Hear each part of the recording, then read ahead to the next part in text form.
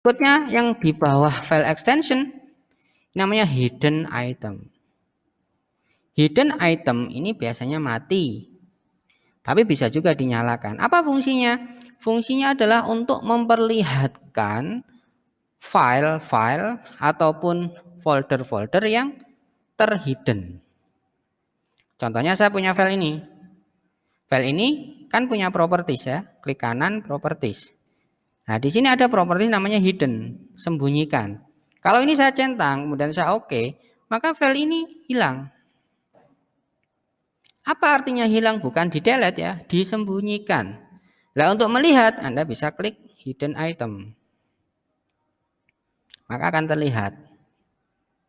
Ya, demikian juga dengan folder. Kalau misalkan folder ini saya mau hidden. Oke. Maka akan dimunculkan karena wadah ya, ini wadah pasti di dalamnya ada isinya. Maka akan muncul pertanyaan, apakah wadah ini beserta isinya akan di-hidden atau yang di-hidden wadahnya saja. Misalkan yang saya hidden wadahnya saja. Oke. Maka wadah ini akan disembunyikan ya kan? Kalau wadahnya disembunyikan otomatis isinya kan juga sembunyi. Jadi nanti pada saat Anda pengen melihat, Anda tinggal centang ini. Ada dua, ini dan ini. Biasanya dimunculkan dengan warna yang kurang cerah ya, tidak terlalu cerah. Nah, untuk menyembuhkannya tinggal Anda klik kanan, misalkan di sini klik kanan properties. Buang centangnya. Seperti ini. Ini juga sama, properties. Buang centangnya. Oke. Ya, yang atas boleh, bawah juga boleh. Nah, cara menyembuhkannya seperti ini. Lah, nanti suatu saat Anda akan nemui bahwa file itu tidak ada settingan hidden atau apa, tapi nggak terlihat, Pak. Biasanya itu dipengaruhi oleh virus. Ya, ada virus yang mengacau properties hidden. Jadi kalau dilihat di sini itu, misalkan filenya terlihat, hiddennya itu enggak ada settingannya. Tapi filenya itu warnanya abu-abu, kayak tadi. Dan itu enggak bisa disembuhkan dengan cara biasa ya. Anda bisa gunakan antivirus atau Anda bisa menggunakan command prompt, perintah-perintah khusus. Seperti itu. Jadi ini fungsi dari hidden item. Kemudian, nah ini kalau saya sorot kemudian saya klik ini hide selected item. Nah ini berarti prosesnya sama dengan saya klik kanan properties pilih hidden. Ini cara cepatnya. Kalau file ya klik hidden. Nah otomatis langsung terhidden. Jadi cara cepatnya seperti itu. Cara menyembuhkannya, daripada klik kanan properties, klik, daripada itu Anda sorot, ini diklik, otomatis sembuh ya, normal. Demikian juga dengan folder atau wadah. Kemudian yang terakhir di sini ada option. Option itu kalau diklik ada subnya. Nah di sini ada beberapa settingan dasar. Settingan dasar ini berbicara salah satunya, ini saya bahas salah satunya saja, yaitu tentang klik. Coba kita perhatikan, kalau buka file itu gimana tadi? Double klik kan di sini. Nah, seperti ini ya, baru jalan ya filenya ya, atau terbuka filenya. Saya maunya single klik, Pak. Nah, itu salah satu settingannya di sini. Nah, single klik. Nah, mau diberikan underline atau tidak? Ya, misalkan oke. Nah, seperti ini.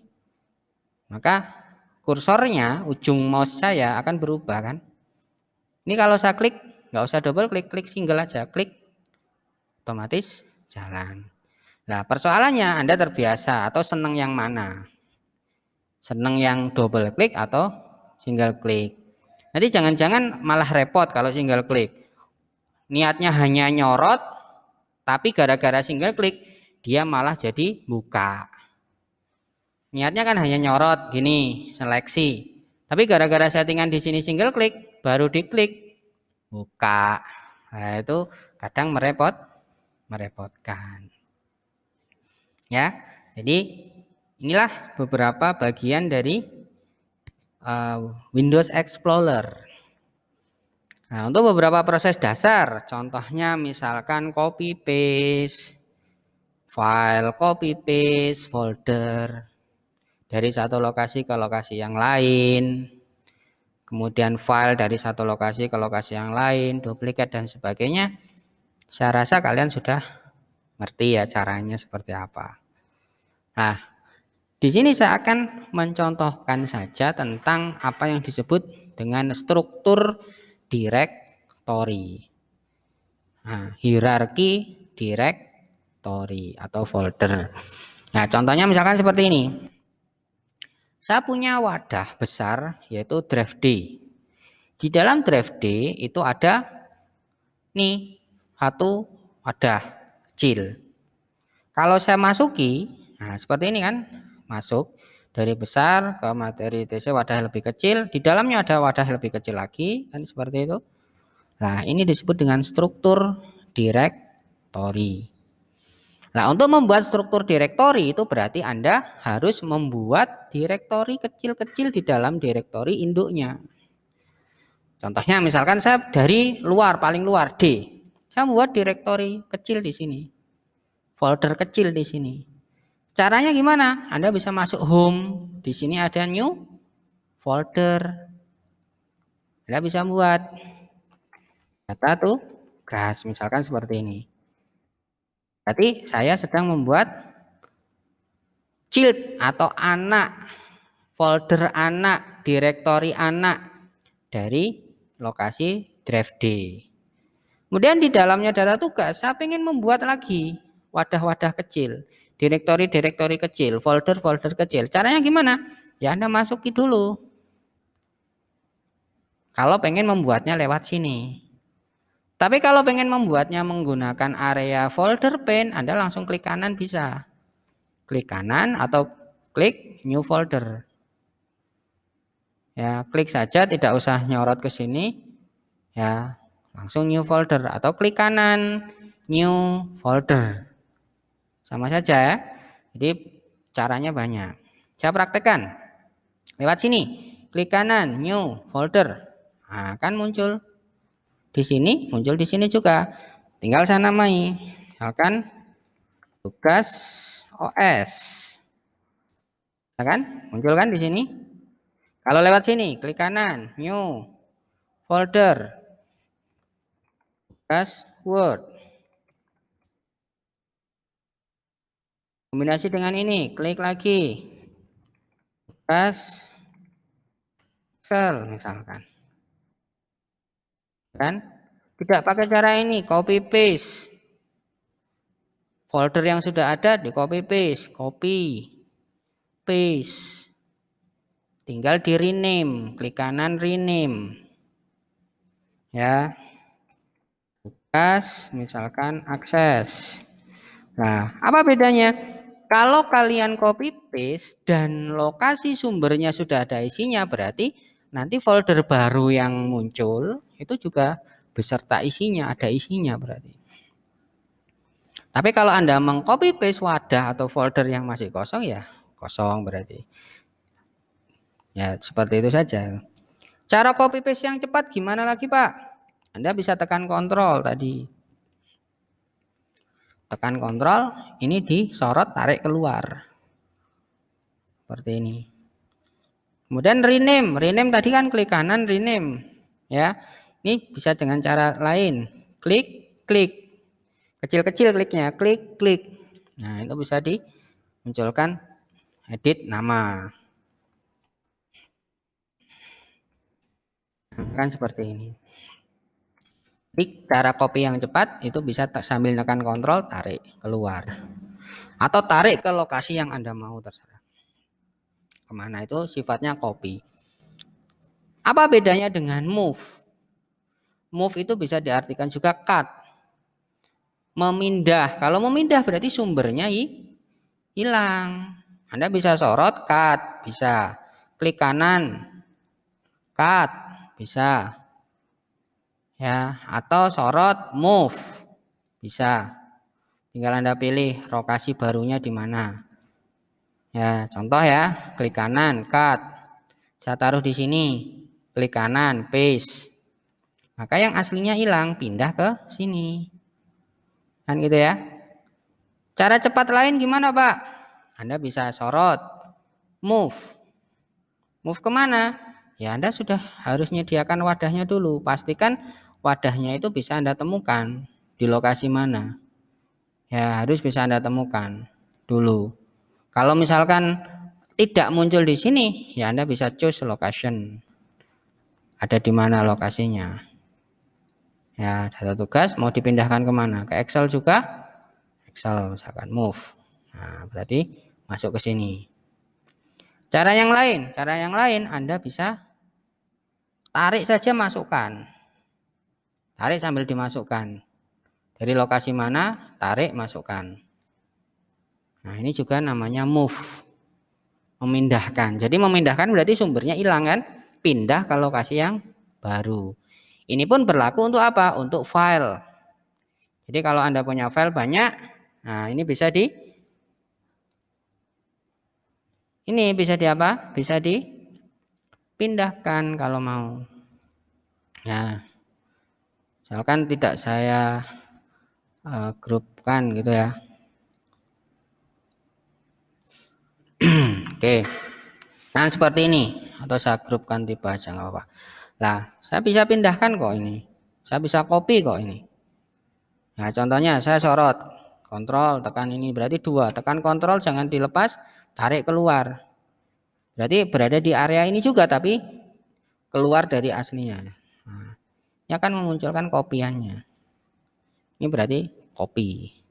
Kalau ini saya tarik ke sini, berarti ini cut. Kalau ini saya tekan delete, ya ini bisa lewat sini bisa atau klik kanan bisa delete atau tekan tombol delete yang ada di keyboard. Tekan tombol delete, ini berarti sudah hapus. Kemudian ada satu cara lagi, gimana? Shift delete. Ini disorot, misalkan. Kalau delete itu akan masuk kemana? Akan masuk ke recycle. Ke sini hasilnya. Ya, hasilnya akan masuk ke sini kalau dihapus. Contoh ya. Misalkan saya hapus ini, delete. Tekan tombol delete, enter, jawab yes. Hilang kan? Ini masuk ke recycle. Masuk ke recycle. Ya, Anda refresh. Recycle bin.